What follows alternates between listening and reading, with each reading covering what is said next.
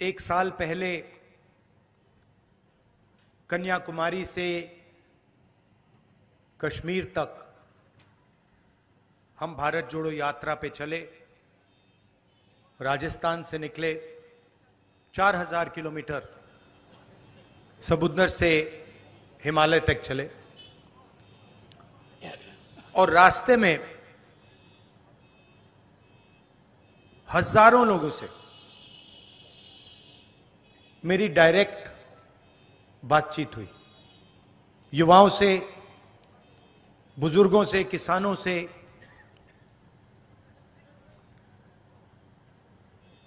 शायद उस साल मैंने हिंदुस्तान में सबसे ज्यादा लोगों से बात की। शायद मैं ही वो व्यक्ति हूं जिसने सबसे ज्यादा लोगों से बात की। 8 घंटे, मिनट के बाद मिनट के बाद मिनट के बाद मिनट, कोई नया आता था, अपनी बात रख के चला जाता था। किसानों ने अपनी बात रखी और हमने अपने मैनिफेस्टो में उनके लिए एक क्रांतिकारी काम किया है।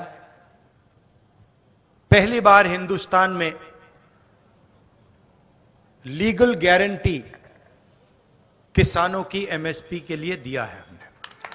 मतलब कानून बनाया है कि उनको लीगल एमएसपी मिलनी चाहिए। जो किसान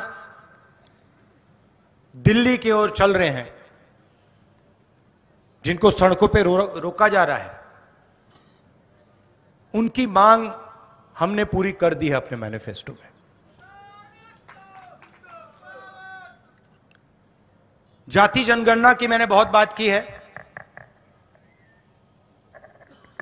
थोड़ा सा आज कहना चाहता हूं। देश में 50% पिछड़े वर्ग के लोग हैं, 8% आदिवासी भाई बहन हैं, 15% दलित हैं और तकरीबन 15% माइनॉरिटीज हैं। सब मिलाकर तकरीबन 90% हिंदुस्तान की आबादी या दलित, आदिवासी, पिछड़ा, माइनॉरिटी। उसमें आप 5% और गरीब जनरल कास्ट के लोगों को मिला दीजिए। यह है हिंदुस्तान की आबादी। मगर अगर हम हिंदुस्तान की संस्थाओं को देखें, हिंदुस्तान के बजट को देखें, हिंदुस्तान के धन को देखें, तो इन लोगों की भागीदारी नहीं है, कहीं भी नहीं है। मैं आपसे पूछता हूं, आदिवासी वर्ग है यहां पे, राष्ट्रपति आदिवासी हैं हैंगे ना? ठीक है। राम मंदिर का इनॉग्रेशन हुआ, आपको टीवी पे उनका चेहरा दिखा? क्यों नहीं? ये फिर से बोलो, क्यों नहीं? क्योंकि वो आदिवासी हैं, हिंदुस्तान की राष्ट्रपति हैं। मगर उनको सीधा मैसेज दिया गया कि राम मंदिर के इनॉग्रेशन में आप राष्ट्रपति हो, कुछ भी हो, आप आदिवासी हैं, आप अंदर नहीं आ सकती हैं। सोच वहां से शुरू होती है। आपने टीवी देखा, राम मंदिर के इनॉग्रेशन में आपने किसी गरीब को देखा? किसान, मजदूर ना था? कौन था? अंबानी था, अदानी था, बॉलीवुड की पूरी लाइनअप थी, सारे के सारे थे, उद्योगपति अरबपति थे, मगर राम मंदिर के इनॉग्रेशन में एक गरीब नहीं था, एक किसान नहीं था, एक बेरोजगार युवा नहीं था, एक विकलांग नहीं था, कोई नहीं था। दो हिंदुस्तान बने हुए हैं, एक 5% वाला और दूसरा बाकी लोगों का। और किसी भी एरिया में आप देखो, कहीं भी देखो,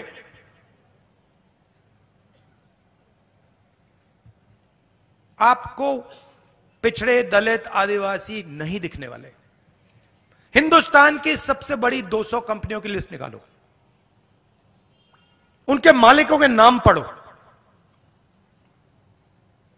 एक आदिवासी नहीं मिलेगा आपको। मैंने चेक किया है, मैंने लिस्ट निकाली है सबकी, इनके सीनियर मैनेजमेंट की लिस्ट निकाली है। अदानी जी आपकी जमीन लेते हैं,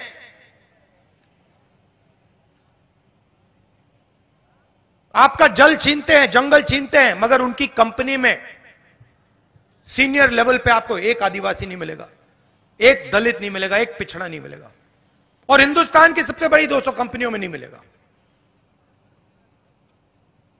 मीडिया में देखो, खारगे जी कह रहे हैं सिर्फ नरेंद्र मोदी दिखते हैं। कारण है, इनके मालिकों की लिस्ट निकालो, इनके बड़े बड़े रिपोर्टर्स की लिस्ट निकालो, एक पिछड़ा नहीं मिलेगा, एक दलित नहीं मिलेगा, एक आदिवासी नहीं मिलेगा। 90% हो आप हिंदुस्तान के, 90%। उसमें गरीब जनरल कास्ट भी जोड़ दो, 5% और ले लो और जोड़ दो। मीडिया में आपका कोई नहीं, बड़ी कंपनियों में आपका कोई नहीं। हिंदुस्तान के बजट को 90 लोग चलाते हैं, आईएएस अफसर हैं। राजस्थान में भी वही है, यहां पे राजस्थान की सरकार को 60-70 लोग चलाते हैं। उनकी लिस्ट निकालो। दिल्ली वाली मैंने निकाली है, उत्तर प्रदेश की निकाली है, राजस्थान की नहीं निकाली है, निकाल दूंगा। आपको एक आदिवासी नहीं मिलेगा। 90 में से 3 पिछड़े वर्ग के लोग हैं, 3 दलित हैं, एक आदिवासी। अगर हिंदुस्तान की सरकार 100 रुपए खर्च करती है बजट में, तो आदिवासी अफसर जिनकी आबादी 8% है, वो 100 रुपए में से 10 पैसे का निर्णय लेता है। तो आपकी भागीदारी कहीं है ही नहीं। तो फिर मैंने अपने आप से सवाल पूछा, भाई ये कंपनियों में नहीं है, ये मीडिया में नहीं है, ये प्राइवेट अस्पतालों में नहीं है, ये प्राइवेट स्कूल, यूनिवर्सिटी, कॉलेजेस में नहीं है, ये सरकार में नहीं है, तो है कहां? फिर मैंने मनरेगा की लिस्ट निकाली, उसमें आदिवासी, पिछड़े, दलित सब भरे हुए हैं। कॉन्ट्रैक्ट लेबर की लिस्ट निकाली, मजदूरों की लिस्ट निकाली, उसमें भरे हुए हैं। 90% का काम हिंदुस्तान में मजदूरी करने का है, 5% का काम देश की हर संस्था को कंट्रोल करने का है। कहीं भी देख लीजिए आप। तो ये हिंदुस्तान की प्रगति का सबसे बड़ा सवाल है। प्रगति करनी है तो एक ऐतिहासिक काम करना होगा। जैसे जब तो चोट लगती है, डॉक्टर आपसे कहता है एक्सरे करो, कहता है ना, कहता है, वैसे ही मैं कह रहा हूं, हिंदुस्तान के गरीबों को चोट लग रही है, दलितों को, आदिवासियों को, पिछड़ों को, गरीब जनरल कास्ट को चोट लग रही है, एक्सरे करा दो। और मैं तो कह रहा हूं एक्सरे के बाद मैं एमआरआई भी कराऊंगा। कितना पैसा किसके हाथों में है, कौन सी संस्था किसके कंट्रोल में है, मीडिया में कितने लोग आदिवासी दलित पिछड़े, बड़ी बड़ी कंपनियों में कितने आदिवासी दलित पिछड़े, प्राइवेट स्कूल कॉलेज, ये सारा का सारा निकाल दूंगा मैं। और फिर आपको अपनी सच्ची शक्ति समझ आएगी। आज आपको बात नहीं समझ आ रही, आप सोच रहे हो कि आप में शक्ति नहीं है। 10 में से 9 लोग आप हो।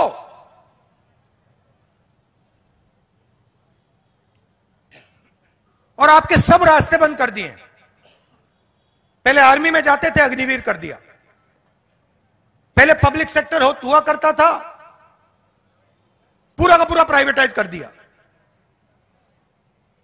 पहले पब्लिक सरकारी कॉलेजेस, सरकारी स्कूल होते थे, अच्छे चलते थे, पूरे के पूरे बंद कर दिए। पहले सरकारी अस्पताल होते थे, बंद कर दिए प्राइवेट। तो जब भी आपके जेब से पैसा निकलता है, वही 5% के जेब में जाता है। पेट्रोल का पैसा भरते हो, 5% के जेब में जाता है। सड़क पे टोल देते हो, 5% के जेब में जाता है। फल खरीदते हो, 5% के जेब में जाता है। आप जितनी जीएसटी देते हो, उतनी अदानी देता है। आप टी शर्ट खरीदो, 200 रुपए की टी शर्ट खरीदो, 300 रुपए की टी शर्ट खरीदो, वो खरीदे, जितनी आप देते हो उतनी वो देता है। आप मजदूरी करते हो, वो प्राइवेट हवाई जहाज में उड़ता है, टैक्स एक जितना। तो जाति जनगणना से ये सब साफ हो जाएगा।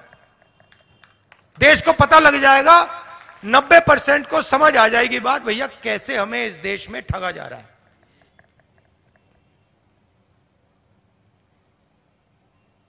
भारत जोड़ो यात्रा में सबसे बड़ा मुद्दा बेरोजगारी थी। युवा आते थे, मैं पूछता था क्या करते हो? राहुल जी बीटेक हूं, एमबीए किया,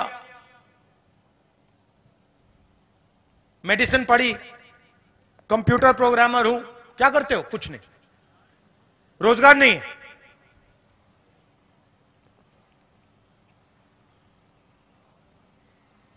दिल्ली रेलवे स्टेशन में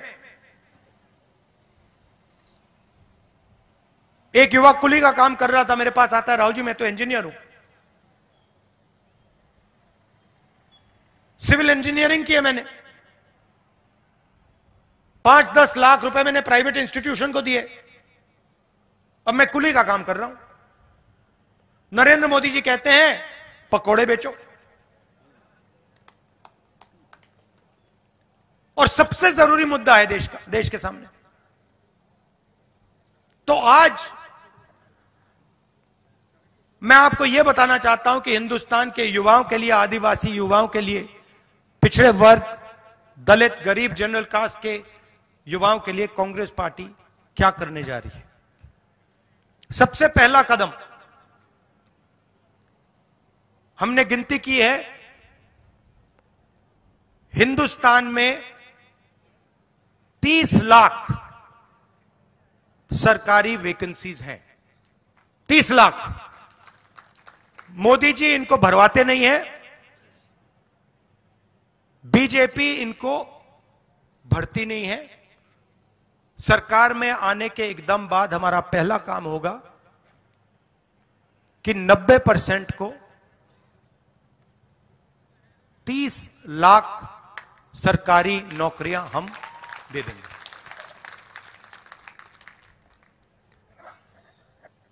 दूसरा ऐतिहासिक काम, हम मनरेगा प्रोग्राम लाए थे, रोजगार का अधिकार। लाखों लोगों को फायदा हुआ, अधिकार दिया हमने। वैसे ही हम हिंदुस्तान के युवाओं को, सब युवाओं को अप्रेंटिसशिप का अधिकार देने जा रहे हैं। और यह अधिकार हर ग्रेजुएट, हर डिप्लोमा होल्डर को मिलेगा। अधिकार क्या है कि कॉलेज, यूनिवर्सिटी, डिप्लोमा के एकदम बाद 1 साल के लिए हर ग्रेजुएट को प्राइवेट कंपनी में, सरकारी ऑफिस में 1 साल की अप्रेंटिसशिप दी जाएगी और 1 लाख रुपए उसे 1 साल में दिया जाएगा। और यह हर ग्रेजुएट के लिए किया जा रहा है। ये जो लाखों लोग कह रहे हैं कि हम बेरोजगार हैं, कॉलेज के एकदम बाद अगले दिन इनको अप्रेंटिसशिप मिल जाएगी और यह अधिकार होगा। यह ऐसे नहीं होगा कि भैया हमें देना है तो देंगे, नहीं देना तो नहीं देंगे। यह मनरेगा जैसा अधिकार होगा, कानूनी अधिकार अप्रेंटिसशिप का आपको दे रहे हैं। इससे देश में करोड़ों युवाओं को फायदा होगा, ट्रेनिंग मिलेगी और पहला साल का, एक प्रकार से पहले साल का रोजगार मिलेगा। भारत जोड़ो यात्रा में बहुत सारे युवा आए, कहते हैं राहुल जी हमने एग्जाम की तैयारी की, हम गरीब हैं, 3-4 महीने हमने मतलब रात दिन कर दिए, एक कर दिए। एग्जाम के दिन पता लगता है 5% वालों के टेलीफोन पे पेपर लीक। हम ईमानदारी से काम करते हैं और जिनके पास धन है पेपर चुरा लेते हैं और फिर उसके बाद हमें कहा जाता है कि देखिए पेपर लीक हो गया तो आपको अब नौकरी नहीं मिलेगी। पुलिस की भर्ती में होता है, पटवारी, सब भर्तियों में होता है। तो हम एक नया कानून लाएंगे, पेपर लीक के खिलाफ एक कानून, जिसमें हम एग्जाम दिलवाने का तरीका स्टैंडर्डाइज कर देंगे कि एग्जाम होगा तो ये जो आउटसोर्सिंग होती है, प्राइवेट कंपनियों को पकड़ा दिया जाता है, ये आउटसोर्सिंग नहीं होगी। एग्जाम सरकारी संस्था करेगी और इस प्रकार से करेगी। और अगर इस प्रकार से नहीं किया और अगर पेपर लीक हो गया तो फिर कानूनी कार्रवाई ऐसी होगी कि दूसरी बार नहीं होने वाला है। चौथी चीज, युवाओं के लिए बहुत सारे युवा उबर, ओला, डिलीवरी का काम करते हैं। इसको अंग्रेजी में गिग वर्कर्स कहते हैं। और राजस्थान में हमने इनके लिए कानून बनाया था, इनकी रक्षा के लिए, इनकी पेंशन के लिए, इनकी सोशल सिक्योरिटी के लिए। जो कानून हमने राजस्थान में बनाया था वही कानून हम पूरे हिंदुस्तान में लागू करने जा रहे हैं कि जो ड्राइवर का काम करता है, सिक्योरिटी गार्ड का काम करता है, उबर का काम, ओला का काम, ये पिज्जा डिलीवरी जो होती है, ये जो सब युवा हैं इनकी रक्षा हो, इनका एक प्रकार से पेंशन हो, सोशल सिक्योरिटी हो और इनको एक दिन में सड़क पे ना करा जा सके।